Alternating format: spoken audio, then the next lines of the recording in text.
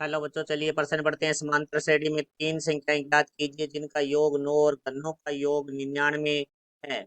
मुख्य अवधारणा। तो हमारा जो प्रश्न है वो समांतर श्रेणी से है। तो देखो भाई, हमारे जो समांतर श्रेणी है उसमें दो क्रमागत पदों का जो अंतर है वो समान रहता है। तो तीन संख्या यदि हमारे किसी समांतर श्रेणी में तीन पद हो तो हमारे लगातार, तो हम उन तीन पदों को लेंगे ए माइनस डी कोमा ए प्लस डी। क्योंकि इनका हम अंतर देखेंगे तो हमारे पास है ए और ए माइनस डी का अंतर है वो भी डी होगा। ए प्लस डी और ए का अंतर है वो भी हमारा डी होगा। तो ये एक हमारी समांतर श्रेणी होती है। जब तीन पद हमें लेने होते हैं तो हम हमेशा ए माइनस डी ए और ए प्लस डी लेते हैं। तो अब हम प्रश्न के बारे में बात करते हैं। समांतर श्रेणी में तीन संख्या ज्ञात कीजिए जिनका योग, अर्थात इन तीनों पदों का योग है वो हमारा 9 है। तो ए माइनस डी प्लस डी बराबर 9। तो ये तीन पद इस तरह से इसलिए लेते हैं क्योंकि हमारा यहाँ डी से डी कट जाता है। तो डी से डी हमारा कट गया तो एक प्लस ए 3 ए बराबर हमारा आ गया 9। तो यहाँ से एक का मान आ जाएगा 9/3। तो एक का मान आ चुका है 3। तो अब देखो इनके घनों का योग। तो घनों का योग करेंगे तो ए माइनस डी की घात 3 प्लस ए की घात 3 प्लस ए प्लस डी की घात है 3 बराबर है हमारा 99।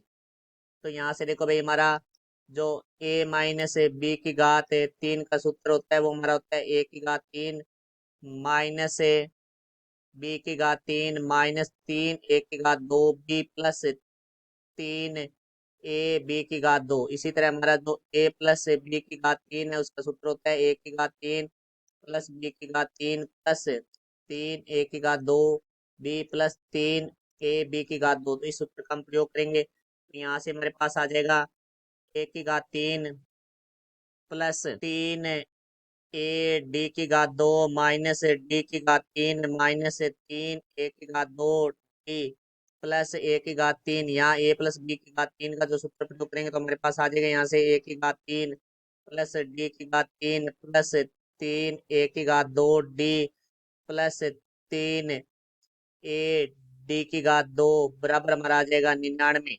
तो यहाँ से यदि हमारा कोई पद कट रहा है तो हमें उसे काट देंगे। जैसे डी की घात 3 से हमारा डी की घात 3 है वो कट जाएगा। उसके अलावा हमारे पास है कोई पद कट रहा है, जैसे हमारे पास -3 ए की घात 2 डी है तो ये प्लस का तो कट जाएगा। इसी तरह हमारे पास बच जाएगा ए की घात 3 प्लस ए की घात 3 प्लस ए की घात 3। तो यहाँ से आ जाएगा हमारे पास 3 ए की घात 3। फिर हमारे पास बच जाएगा 3 ए डी की घात 2 और 3 ए डी की घात 2। 3 और 3 हमारे पास हो जाएगा 6। तो 6 ए डी की घात 2 बराबर है 99। तो ए का मान हमारे पास 3 है तो 3 गुणा 3 की घात 3 प्लस 6 गुणा 3 डी की घात 2 बराबर हमारा आ जाएगा 99।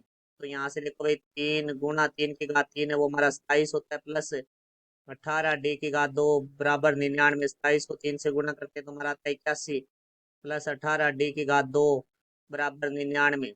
तो यहाँ से हम देखो भाई, प्लस 81 है बराबर से दूसरी तरफ लेके जाएंगे तो माइनस 18 डी की घात 2 बराबर 99 माइनस 81। तो यहाँ से आ जाएगा 18 डी की घात 2 बराबर है 18। तो यहाँ से डी की घात 2 बराबर आ जाएगा 18/18। तो डी की घात 2 बराबर हमारा आ जाएगा 1। तो यहाँ से वर्गमूल करेंगे दोनों तरफ तो डी का मान आ जाएगा हमारे पास प्लस माइनस है 1। तो यदि डी बराबर हमारा +1 है तो देखो हमारी जो समांतर श्रेणी थी वो हमारे पास थी ए माइनस डी कोमा ए प्लस डी थे तीन पद। तो ए का मान था हमारे पास 3 माइनस डी का मान 1 3 प्लस 1। तो हमारे जो समांतर श्रेणी है वो हो जाएगी 2 3 4। ये हमारे समांतर श्रेणी है उसके तीन क्रमागत पद हो जाएंगे। और यदि डी बराबर हम लेते हैं -1 तो जो हमारी समांतर श्रेणी के जो पद होंगे, जैसे ए माइनस डी लिया तो 3 माइनस, अब देखो डी का मान हमारे पास -1 है तो माइनस और माइनस प्लस, फिर एक की जगह 3 आ जाएगा। फिर ए प्लस डी था तो ए प्लस माइनस माइनस हो जाएगा -1। तो हमारे जो पद आएंगे 4 3 2। यदि डी का मान हम +1 लेते हैं तो हमारे समांतर श्रेणी के जो पद होंगे 2 3 4 होंगे। और यदि हम डी का मान -1 लेते हैं तो हमारे समांतर श्रेणी के जो पद हैं वो होंगे 4 3 2। ये हमारे प्रश्न का उत्तर हुआ। आशा करता हूँ समझ आया होगा। धन्यवाद।